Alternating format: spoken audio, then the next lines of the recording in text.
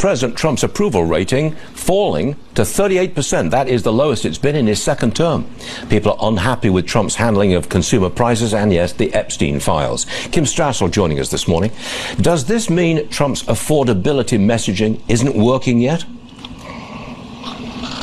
Yeah, I think that's absolutely right, Stuart. And this is a huge wake-up call for Republicans. And if you actually look at Trump's approval rating, it actually has been sliding for a while.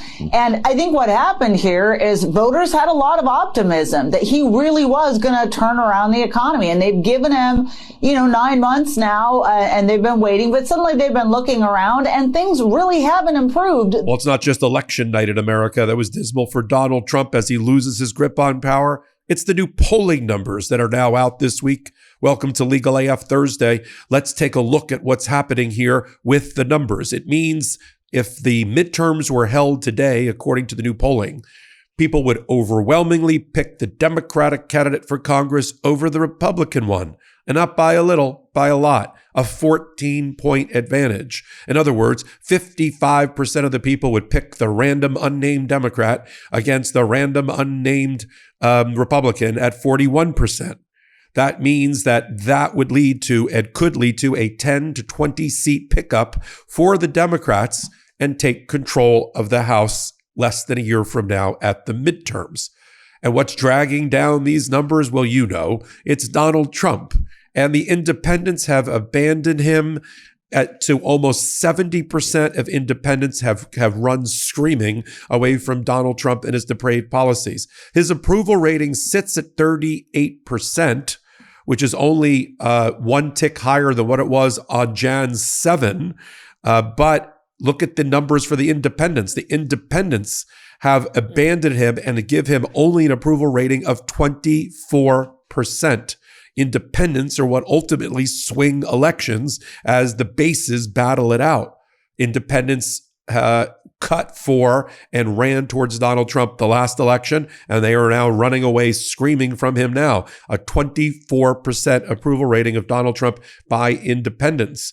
When you look at who to blame for the shutdown, which Donald Trump thought was to his political advantage, the polling numbers say he was wrong and terribly wrong. More than 60% of all voters blame Donald Trump and the MAGA Congress for that. And when you look at the numbers for independents, it's even worse. 73% of independents blame Donald Trump and MAGA Congress for the shutdown. Then when you look at the individual things that Donald Trump ran on and are the foundation of his administration, he has failing numbers, F numbers right along the line. 60% of Americans believe the economy is the number one issue. Only 16% believe that immigration should be the number one issue. And as to who to blame for all of that, they blame Donald Trump for a failing economy. I mean, once you factor in all of these other numbers, let's just look, for instance, at the percentage of independents who say that they're going to vote for a Republican come the midterms for Congress when the entire House is up for grabs. Just 33% of independents, almost 70% of independents say they will vote for the Democrat when they have the chance at the midterms. Now, could Donald Trump turn things around in less than 12 months? I mean, he could. We just all doubt he will. He'd have to grow. He'd have to grow intellect. He'd have to grow morality. He'd have to grow ethics. He'd have to grow a heart. Nobody thinks he's going to be able to do that in less than a year based on his current approach. I mean, just today, he sent out a social media post calling for members of Congress who are Democrats to be hanged because they have taken the position that members of the military who believe that a order by their commander-in-chief is unconstitutional should disobey it. Donald Trump, quoting George Washington, misquoting George Washington of all things, says that they should be hanged. Now, what's happening here in the polling numbers is that the economy is crushing Donald Trump. Only a third of the people that were polled believe that he's doing a good job with the economy, and that's supposed to be the hallmark of his entire administration. I thought that's why they elected a business person to run the economy. Well, you see what he's done. He's run it into the ground just like he ran all of his other businesses to the ground. voters, I guess independents, forgot he'd gone bankrupt 4 different times, that dozens of his businesses have been closed and shuttered and gone bankrupt, that he's the subject or had been the subject of a $450 million fraud case in New York, and yet people wanted to turn the keys to the economy over to him. Well, how's that going? The grip on power is also slipping. It's a combination of the Epstein, his miscalculation about MAGA in Congress supporting him on the Epstein child sex trafficking cover-up. For some reason, the same person who thought he could starve children and the disabled and veterans and the elderly with withholding their SNAP payments during the shutdown, that's the same person that believed that the American people would side with him and side with child sex trafficking cover-up. That's the thought process that we are watching. There's not much executive function going on in the executive branch, if you know what I mean.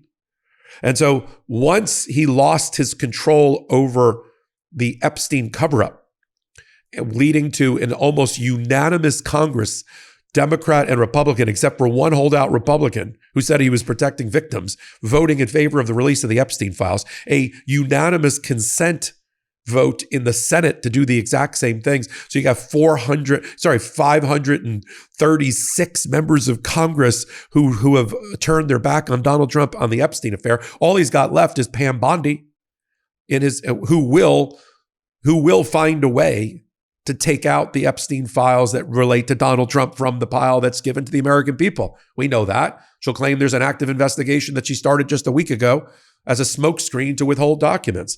But that shows his losing his grip on the party. When you lose Marjorie Taylor Greene, as kooky, wacky, and nutty as she is, and crazed as she is, but when you lose her as one of your supporters who would have gone, cut through chicken wire and crawled on her belly for Donald Trump, and you call her crazy and you attack her publicly because she's siding with the survivors of the Epstein scandal, that's a bad sign. That's the canary in the coal mine, if you know what I mean. What's next? He's going to go after Laura Loomer, one of his social media right-wing influencers that tries to bring down people around the government on behalf of Donald Trump. So it was not a one-off when he went after Elon Musk after he departed noisily from the government. He just went after Marjorie Taylor Greene. And so that is signaling to the Republicans that they can take positions that are opposed to Donald Trump and still survive politically, that Donald Trump is losing his superpower and that he's no longer the Teflon Don. Things are sticking to him like child sex trafficking scandals and his cover-up around it. Now, I don't know if he's in the files, but the reporting is that he is. The reporting is that Pam Bondi told Donald Trump that his name is all over the Epstein files. We've seen some examples of that have been released by the House Oversight Committee. In addition to that, we know that from reporting that the Department of Justice has briefed Republicans, MAGA, and told them the files are worse for Donald Trump than first suspected. So don't think for a minute that his now claiming that he's in favor of transparency means that we're going to see the Epstein files with his name on it, or an investigation, a criminal investigation conducted independently about him.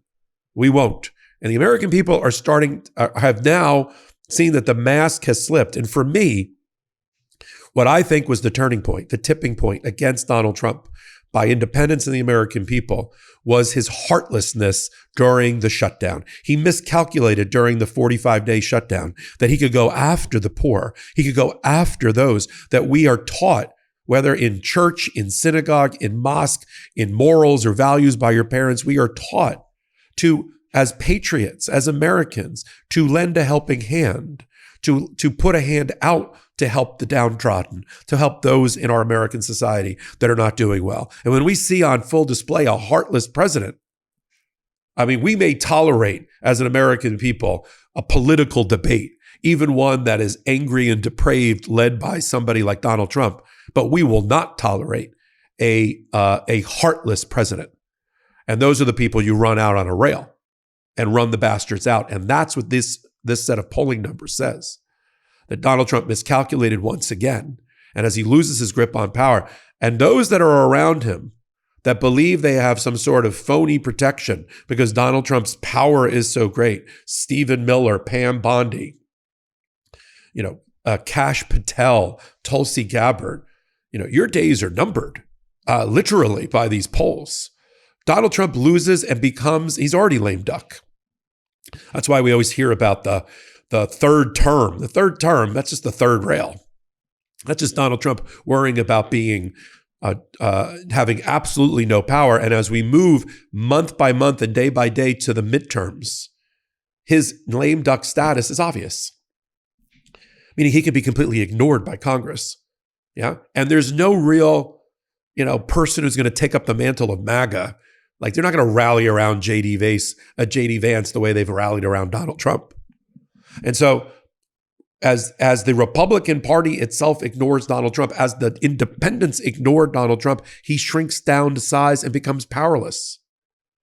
So that's what we're watching, I believe, with the poll numbers. It started the major crack, the major fissure was election night in America 2 weeks ago, up and down the ballot in Virginia and in New Jersey, in Pennsylvania, in Mississippi, and in Georgia, and in New York City.